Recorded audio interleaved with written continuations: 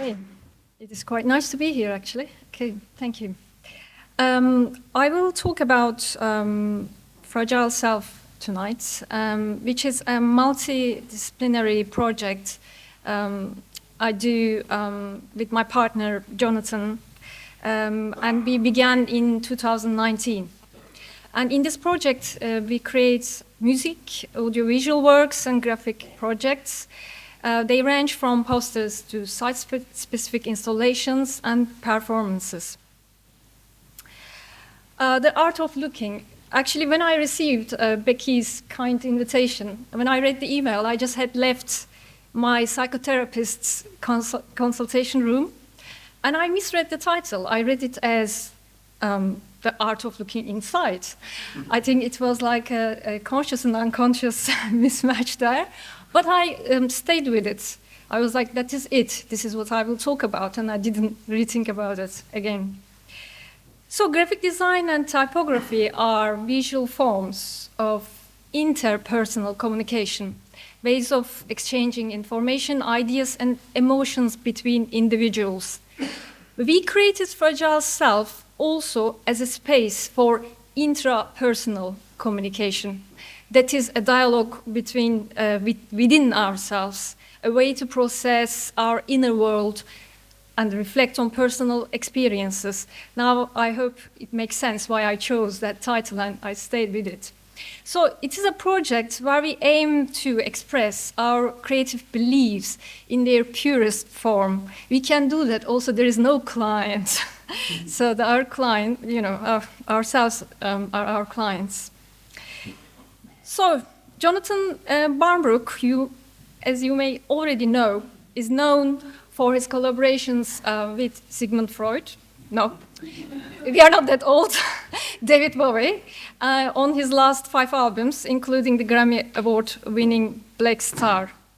And I am a graphic designer also, and a former academic with a PhD in typography. And I have worked with several fantastic clients. Currently, I am more exploring the link between the arts and psychotherapy while training as a Jungian psychotherapist. So the Fragile Self was born at the intersection of these paths. So the name comes from the Fragile Self, the structure of narcissistic disturbance, a book I was reading when I was doing my foundation course, which is a book by a British psychoanalyst, Phil Mullen. So the name reflects the condition of contemporary society today, where the sense of self is increasingly fragile and uncertain, held together by the need of external affirmation. It is nothing to do about us, it is about the society, of course. So, what do you see here? A psychologist might ask you.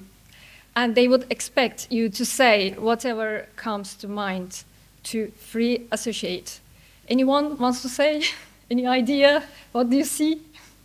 Is someone being strangled or passionately kissed? But equally important question here is, what don't you see? What stays in the shadow? So the central theme of Fragile Self is unconscious mind. How does it shape creativity? How does it influence our relationships with others and our understanding of existence? And what happens when it becomes disturbed? So to explore, subvert, question, or reflect on these themes, we draw on techniques, tools, and narratives from psychology and psychoanalysis. So we released our debut projects in 3 visual formats: vinyl, CD, and most immersively, a 408-page book I was going to bring tonight, but I forgot. I don't know what that means. But I will show a video of it in a bit.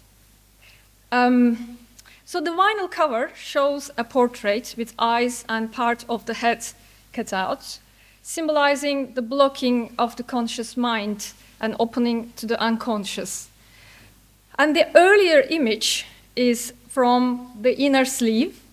It is based on 1940s, still used in today, thematic apperception test, which uses ambiguous images to reveal individuals' unconscious motives, fears, desires through their narratives. So this vinyl marks the first approval for these images outside of a medical and clinical context. So the image that appears through the cutout changes depending on the orientation of the sleeve. And their strangely dated aesthetic reveals as much about the cultural and psychological biases of those who created the test as it does about the individuals interpreting it. So the project is shaped by many influences, not just the thematic perception test. Each track delves into self-discovery, alienation, and existence, drawing from Gestalt therapy, Freud, and existential literature. The book visually waves these ideas through original photography, text, outsider art by Peter White, and curated archival images.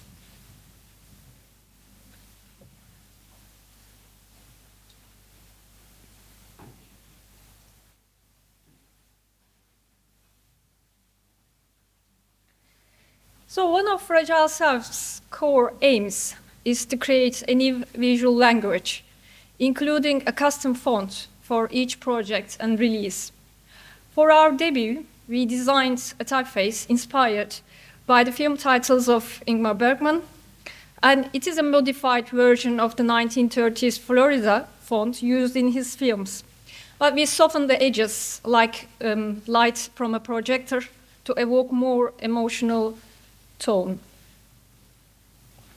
And our next release, titled OCD, will be launched soon, actually next month.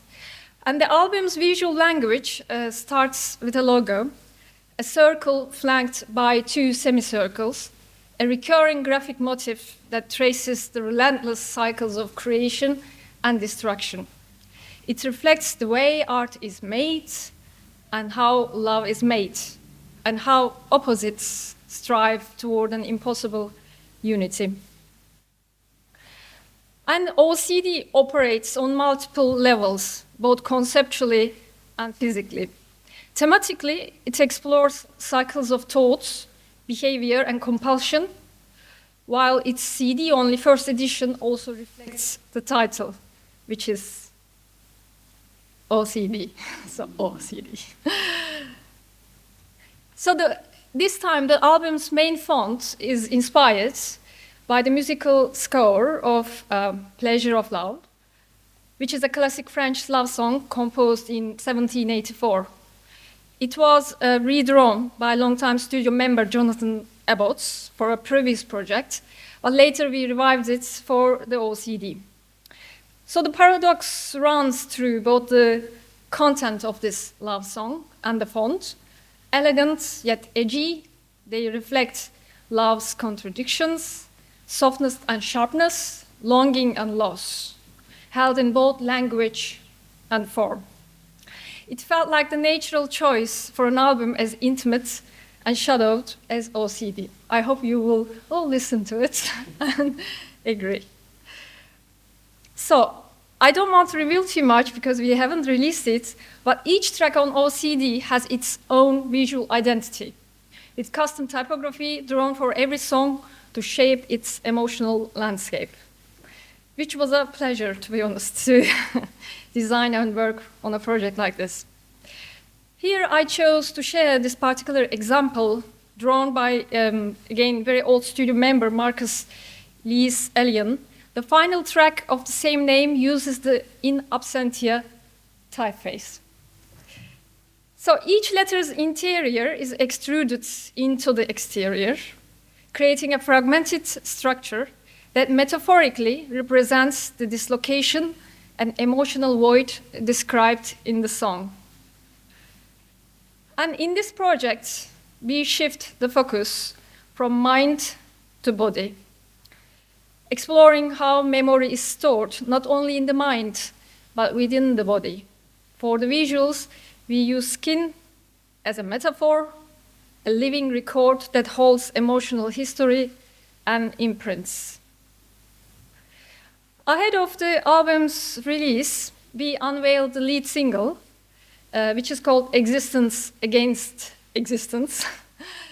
Not very commercial name, I agree. On February 14th, a carefully chosen date. The same day, we released an accompanying film directed by Chris Turner. The film integrates the song's lyrics through dermatography, where light scratches on the skin create temporary raised marks. I have to clarify that in the world of AI, we didn't use any computer graphics. The marks on the skin are entirely real. And yes, we found one of the few people in the UK with this condition, and we worked with her. And this is not self-harm. So these marks are not harmful, and they fade away shortly afterwards. We were drawn to dermatography because it extends makeup's visual function, a way to cover, conceal, or express. But here, instead of masking, it reveals, making vulnerability visible. So the type on the skin creates a liminal zone suspended between surface and depth, protection, and exposure. So we thought this echoes the track's themes of intimacy and impermanence, visually reinforcing song's core ideas. So I want to thank you, but before I do that, we run out of time now, but I will play the video. So for the break, if anybody wants to see it, it will be on the screen. So thank you.